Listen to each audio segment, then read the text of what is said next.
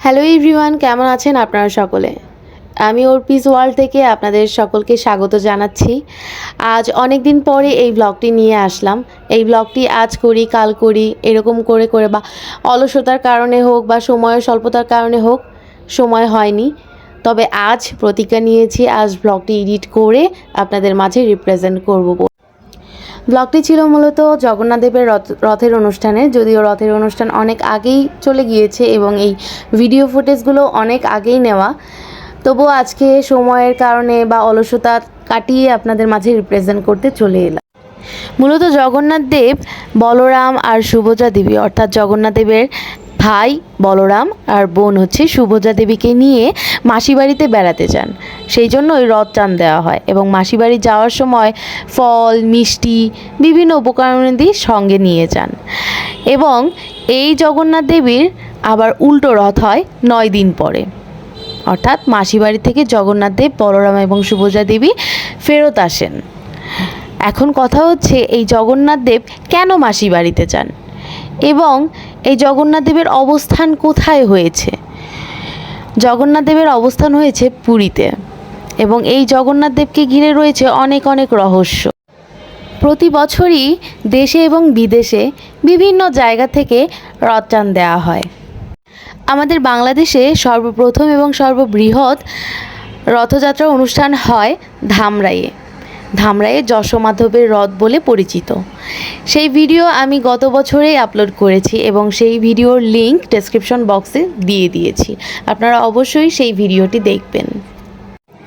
এবছরে ধামরাইয়ের অনুষ্ঠানে যাওয়া হয়নি, কারণ ধামরাইয়ের অনুষ্ঠানে প্রচুর পরিমাণে ভিড় এবং অনেক অনেক লোকের আনাগোনা হয়। তবে হ্যাঁ, ধামরাইয়ের রথ দেখতে পারাটা সৌভাগ্যের ব্যাপার। সাভারে রয়েছে অনেক অনেক সনাতনীর অবস্থান, বিশেষ করে নামাবাজার, কাতলাপুর এইসব এরিয়াগুলোতে। তো আমি ধামরাইয়ে না গিয়ে এবার সাভারের ইস্কন মন্দিরের রথে উপস্থিত ছিলাম।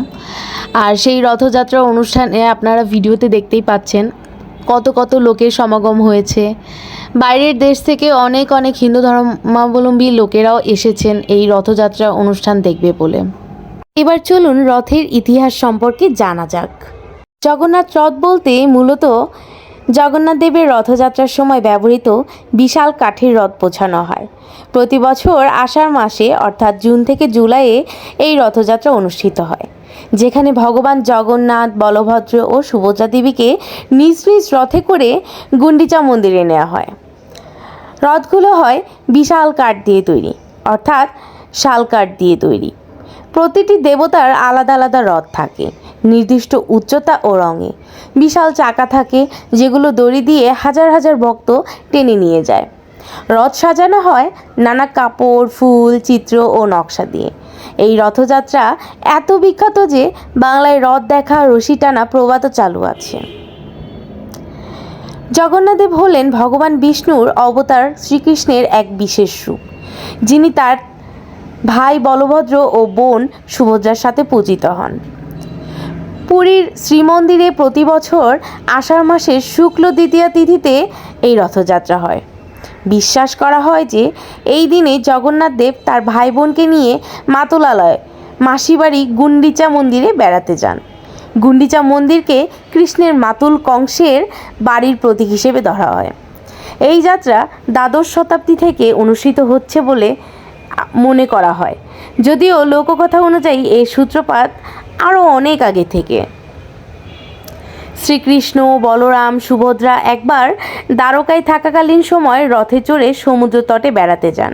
ভক্তদের বিশ্বাস, সেই ঘটনার পুনর্নির্মাণ হিসেবেই পুরীতে রথযাত্রার আয়োজন করা হয়। তার আরেকটি কাহিনী আছে। কৃষ্ণ, বলরাম ও সুভদ্রা কুরুক্ষেত্রের যাত্রা থেকে ফিরে এসে তাদের ভক্তদের আনন্দ দিতে এইভাবে রথে চড়ে বের হন। উল্টো রথ, যা বাহুড়া যাত্রা নামে পরিচিত, এটি আসলে রথযাত্রার দ্বিতীয় অংশ। আর এর পেছনে ধর্মীয় ও পৌরাণিক দুটোই কারণ আছে। পৌরাণিক কারণ হলো, রথযাত্রা প্রথম দিনে জগন্নাথ, বলভদ্র ও সুভদ্রা গুন্ডিচা মন্দিরে যান, যা তাদের মাসির বাড়ি হিসেবে ধরা হয়।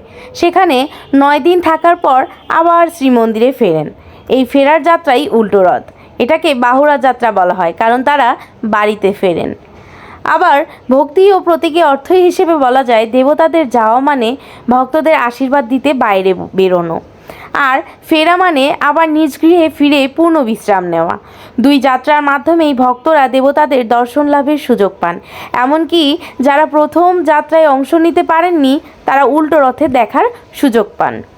বিশেষ ঘটনা হলো উল্টো রথযাত্রার আগের দিন সোনাবেশ হয়, যেখানে জগন্নাথ, বলভদ্র ও সুভদ্রা সোনার অলঙ্কারে সজ্জিত হন। উল্টো রথযাত্রার দিনেও হাজার হাজার ভক্ত রথ টানেন এবং এটি প্রথম যাত্রার মতোই জমকালো হয়। রথের অনুষ্ঠানে খাবারের তালিকাও থাকে অনেক বড়, কারণ এটি কেবল অনুষ্ঠানই নয়, খাবারেরও অনুষ্ঠান বলা যায়। তো মূলত রথের অনুষ্ঠানে পাঁপড় এবং নিমকি, মিষ্টি এইসব খাবার থাকে। এছাড়াও মন্দিরের মহাপ্রসাদ তো বটেই। জানি না কবে জগন্নাথ দেবের পুরী মন্দির দর্শন করা ভাগ্য হবে, তবে যদি ভাগ্যে থাকে ভগবানের ইচ্ছায় আমি একদিন না একদিন আমার এই ইচ্ছা পূরণ করব।